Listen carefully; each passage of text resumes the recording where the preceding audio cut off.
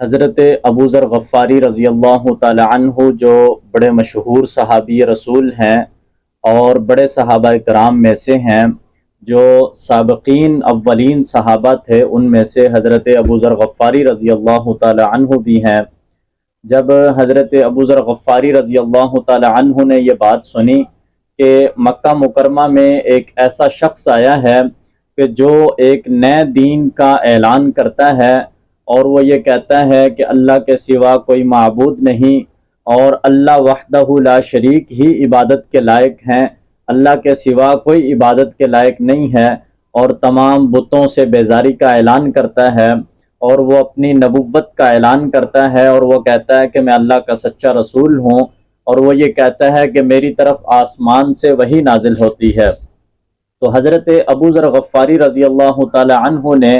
یہ جاننے کے لیے کہ کیا یہ بات سچ ہے یا نہیں، اپنے بھائی کو مکہ مکرمہ روانہ کیا۔ ان کے بھائی کا نام انیس بتایا جاتا ہے، اور سیرت مصطفیٰ میں بھی ان کے بھائی کا نام انیس لکھا ہوا ہے، اور وہ شاعر بھی تھے۔ جب وہ مکہ مکرمہ آئے اور انہوں نے آ کر نبی کریم علیہ السلام کے بارے میں سنا، اور لوگ نبی کریم علیہ السلام کے بارے میں کیا کہتے تھے وہ باتیں بھی اس نے سنی، اور نبی کریم علیہ السلام کیا ارشاد فرماتے تھے وہ بھی ان کے بھائی نے سنا۔ آپ کے کلام کو سنا، آپ کے اخلاق کو دیکھا، آپ کی گفتگو سنی، آپ کے افعال کو اعمال کو دیکھا، اور آپ کے پاس بیٹھا رہا۔ پھر وہ جب واپس گیا اور اس نے جا کر حضرت ابو ذر غفاری رضی اللہ تعالی عنہ کو سارا معاذرہ بتایا، اور یہ کہا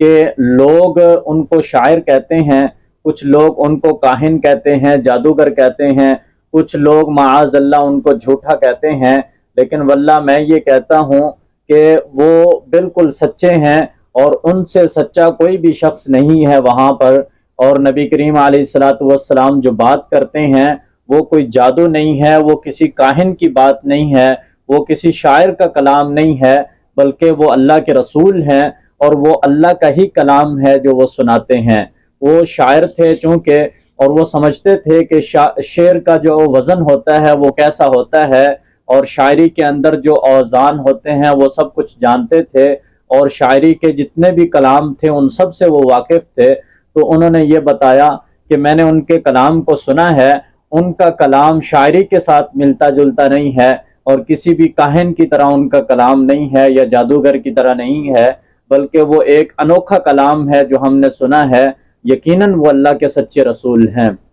یہ بات سننے کے بعد حضرت ابو ذر غفاری رضی اللہ تعالی عنہ کا دل کچھ مطمئن ہوا، لیکن ابھی تک مکمل طور پر ان کو تسلی نہیں ہوئی تھی، اس لیے انہوں نے خود مکہ مکرمہ آ کر یہ ساری اپنی تسلی کرنے کا ارادہ کیا، اور اپنا توشہ ساتھ لیا اور سامان سفر باندھا اور مکہ مکرمہ میں پہنچ گئے۔ تو حضرت علی رضی اللہ تعالی عنہ کے واسطے سے نبی کریم علیہ السلام کی خدمت میں حاضر ہوئے، اور آپ کے اخلاق کریمہ کو دیکھ کر، آپ کے افعال کو دیکھ کر، آپ کے کلام کو سن کر اسلام قبول کر لیا، اور گواہی دی کہ واقعی آپ اللہ کے سچے رسول ہیں، اور اللہ کے سوا کوئی بھی عبادت کے لائق نہیں ہے۔ پھر حضرت ابو ذر غفاری رضی اللہ تعالی عنہ نے جب یہ اعلان کیا تو مشرکین نے حضرت ابو ذر غفاری رضی اللہ تعالی عنہ کو مارنا شروع کیا۔ حضرت عباس رضی اللہ تعالی عنہ آگے بڑھے، اور انہوں نے مشرکین سے یہ کہا کہ یہ غفار قبیلے کے ایک آدمی ہیں،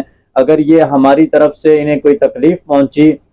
یا آپ کے مارنے پیٹنے سے یہ مر گئے تو غفاری قبیلہ ہم سے بدلہ لے گا اور ہمارے ساتھ جنگ کرے گا، لہٰذا عرب کے قبائل میں جنگ چھڑ جائے گی اور آپ ان کو جانے دیں۔ نبی کریم علیہ السلام نے بھی حضرت ابو ذر غفاری رضی اللہ تعالی عنہ کو واپس ان کے قبیلے جانے کا حکم دیا، کیونکہ اس وقت ابھی ابتدا تھی اسلام کی، اور جو بھی لوگ اسلام قبول کرتے تھے ان پر مشقت ہوتی تھی، تکلیفیں آتی تھی، مشرکین کی طرف سے ان کو ایذائیں دی جاتی تھی۔ تو نبی کریم علیہ السلام نے فرمایا کہ آپ واپس اپنے قبیلے میں چلے جائیں، اور اپنے اسلام کو، ایمان کو خفیہ رکھیں، اور وہاں جا کر آپ اللہ کی عبادت کرتے رہیں، اللہ کا ذکر کرتے رہیں۔ جب آپ کو پتہ چل جائے کہ اللہ نے ہمیں غلبہ عطا فرمایا ہے تو پھر آپ واپس آ جائیے گا۔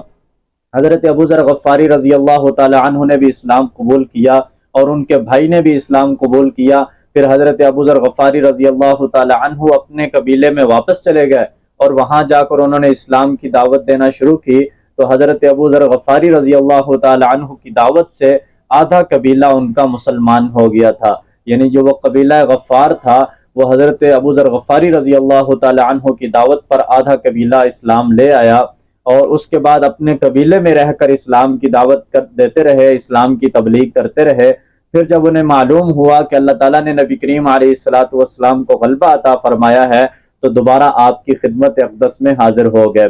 اللہ رب العزت نے حضرت ابو ذر غفاری رضی اللہ تعالی عنہ کو ایک بڑا مرتبہ عطا کیا کہ آپ صحابی رسول ہیں اور جلیل القدر صحابہ کرام میں سے ہیں۔